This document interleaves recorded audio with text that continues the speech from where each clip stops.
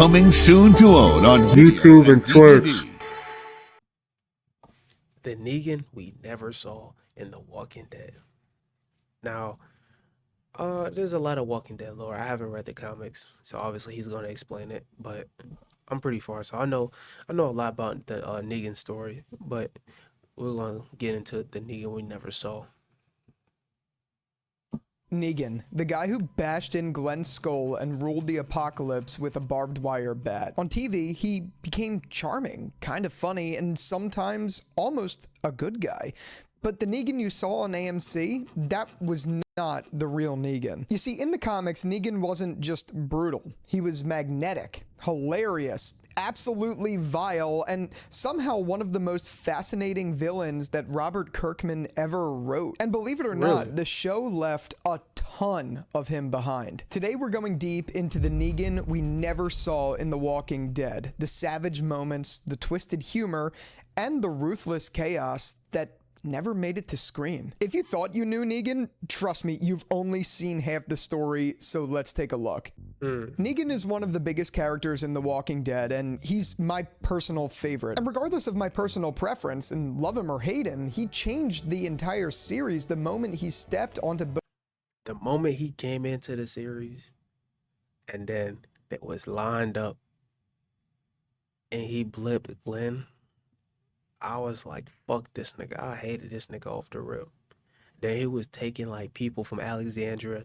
That shit had me pissed off. I hated this nigga with a passion. Both the page and the screen, and even now he's popping up in spin-offs like Dead City. But here's the thing, if your only exposure to Negan is Jeffrey Dean Morgan on AMC, you're honestly missing half the picture, because in the comics, Negan was scarier, funnier, way more vulgar, and honestly, way more unpredictable. And I'm not just here to say, oh, the comics were better. Not at all. I actually think both Negans are great in their own ways, but I want to show you exactly how Negan in the comics differs from Negan in the show. Honestly, in a lot of ways, he feels like a totally different character than what we got on screen. And plus, there's some stuff that was either left out or contextually changed, or just toned down. Because let's be real, AMC was never gonna let Negan talk the way he did in the comics. So in this video, I'm sticking to the facts. This isn't me hallucinating comic theories or what ifs. This is just straight up about who Negan was on the page, why he's such an iconic villain, and what makes the show's version feel so different. Let's start by talking about Negan from the comics. And I don't mean just the guy with the bat, I mean the man behind it. Because comic Negan isn't just a villain, he's a whole damn experience. We meet him in issue 100, and he immediately sets the tone by brutally killing Glenn with Lucille. And just like in the show, it's pure, raw, unforgivable horror. He doesn't just swing, he talks during it, he mocks, he grins. From that moment, comic fans knew this guy was built different. But what makes him wild isn't just the violence, it's how charismatic, vulgar, and calculated he is. Negan was a gym teacher before the apocalypse, and yeah, you could totally see it. He's loud, aggressive, always talking, and he swears like it's punctuation. He leads the Saviors with this twisted moral code, like he thinks he's keeping people safe by ruling through fear and order. He genuinely believes he's the good guy. And let me tell you, his personality, it's off the charts. Dude's making crass jokes 1 second and straight up killing someone the next. It's like if a stand-up comic and a warlord had a baby and gave it a barbed wire bat or something. And yeah, he's just all over the place. It's not just a weapon. It's named Lucille after his dead wife, which we later see in the comic miniseries Here's Negan, which shares a lot of similarities to the season 10 episode of the same name. That series shows us a softer, tragic side of his character. Similar to the show, his wife dies of cancer right as the world collapses. It's heartbreaking, but that moment is what launches him into becoming Negan. So yeah, it's complex. He's not just evil to be evil, he's messed up. He's grieving. He's trying to control a broken world the only way he knows how. And that version of Negan, that is the one that hooked comic readers for nearly a decade. Alright, so now that we know who comic Negan really is, let's talk about the elephant in the apocalypse, I guess not the room.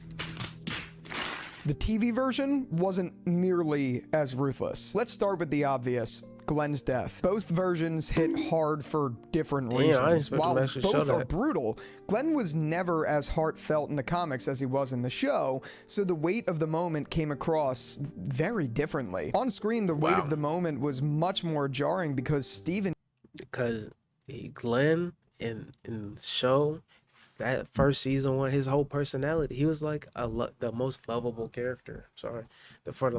Until his death, he was the most lovable character. So much life to Glenn's character. In the comics, Glenn was a bit more of a background character, so it freed the scene to be much more unrelenting. Like in the comics, there's no fades to black, no dramatic music. It's raw, it's graphic, and Negan is talking the entire time, cracking more jokes, enjoying the moment more. You could feel the power trip in both versions, but it's on display significantly more in the comics. And as I said, yeah, in the show, it's horrifying, but it still felt like they were trying to soften it somehow. They added Abraham to stretch it out, which didn't happen in the comics, at least in the same way. They gave Negan more dramatic pauses, and they even tried to make it seem like he regretted it, but later on in terms of the show. In the comics, though, he just doesn't regret it. Not in that moment, and not even really throughout the whole story. He thinks it's justified, and he thinks it's necessary. And it's not just that scene. In the comics, Negan ruled the Saviors like a dictator. You break a rule, you pay in blood. One of his own men defied him, he burned half the guy's face off, just casually. Yes, these moments did happen in the show, and yeah, he was tough in the show, but there's this constant feeling that they're trying to redeem him just right off the jump. Like, even when he's in full villain mode, there's this underlying charm that makes him more like a quirky anti-hero than a terrifying dictator. I can understand where he's coming from. I understand. In the show, Negan is definitely scary, at least in the beginning, but in the comics, he was just unhinged. It's like in the show, Negan was definitely more charismatic towards like the people. It emitted like a different vibe from what I'm getting. It emitted like different. This guy was more like psychotic and like trying to keep his sanity, and the other guy was the live action version. It's more like trying to, you know. You never knew if he was about to shake your hand or cave in your skull. The comics kept you uncomfortable. Every panel he was in, you were tense. But the TV version, you kind of started rooting for him even before you should. And that shift, that's where things really started to feel different. So let's talk about morality, because that's where the gap between comic Negan and TV Negan really just opens up. In the comics, Negan was never painted as a straight-up villain, but he was never a hero either. He existed in this constant moral gray zone where even when he did the right thing, it still felt wrong. Like, for instance, when Negan kills Alpha in the comics, it wasn't redemption, it was strategy. That was him trying to prove his usefulness to Rick, not earning forgiveness at all. And Rick doesn't fully trust him after that. As a matter of fact, no one does. He doesn't get a hero's welcome. He gets cautious side eyes and eventually exile. In the comics, Negan ends his arc in isolation, alone, reflective, and still not really redeemed. He's just left behind. But in the show, the writers worked hard to shove his redemption arc down our throats. They made him feel safe, likable, and even relatable. They gave him witty one-liners, a tragic backstory, and a whole lot of he's changed moments. And it's not that he didn't earn some of it, because he definitely did, but it was so much more intentional in the show. He became a character they really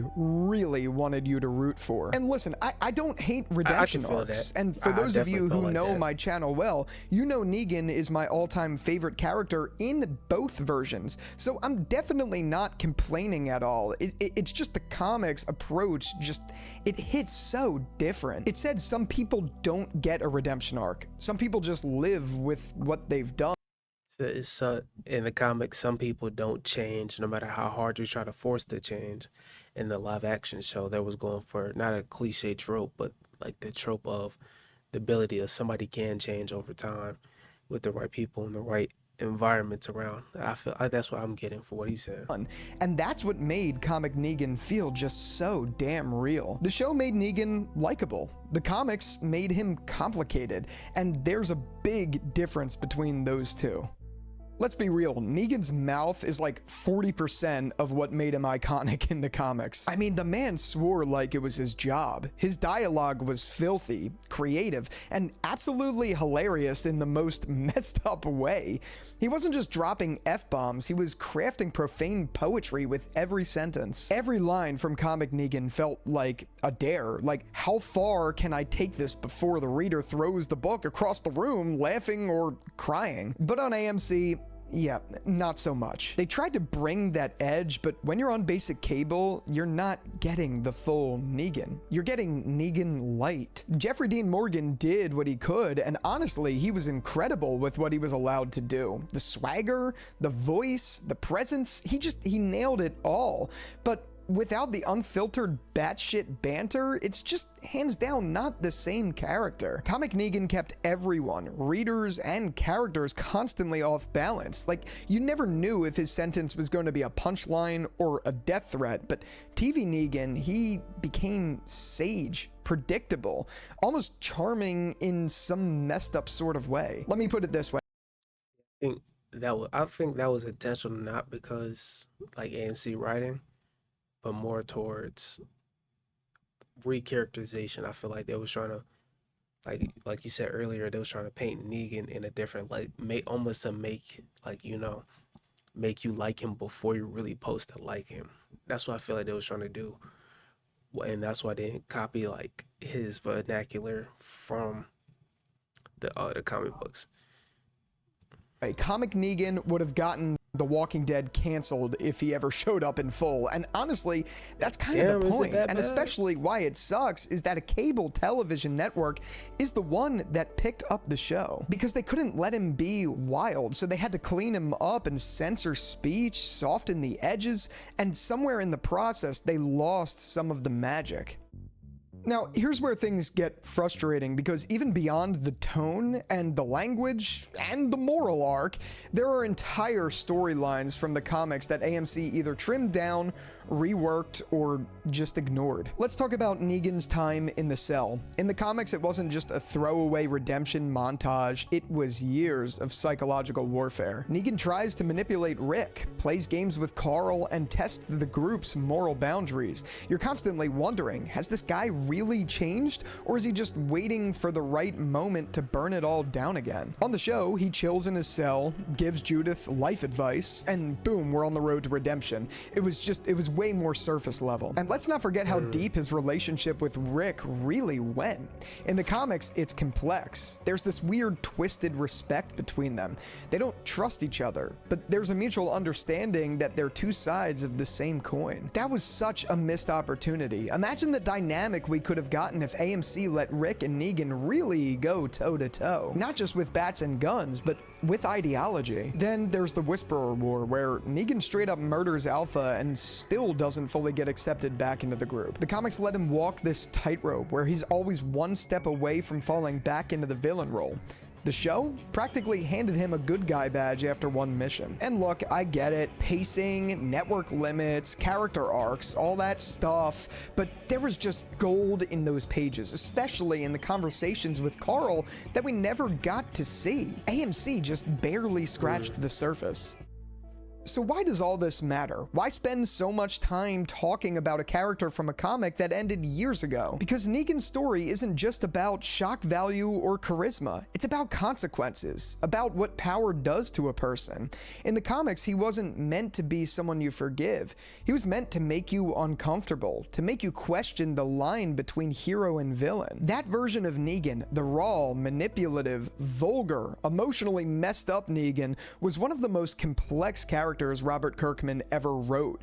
And when they adapted into TV, they kind of played it safe. They sanded off the rough edges. They made him palatable. And in doing that, they lost the character that fans feared and loved at the same time. Now, don't get me wrong, and as I mentioned, Jeffrey Dean Morgan killed it. He brought something new to the table. And for what they were going for, it worked. But if you never read the comics, you never met the real Negan. And trust me, he's unforgettable.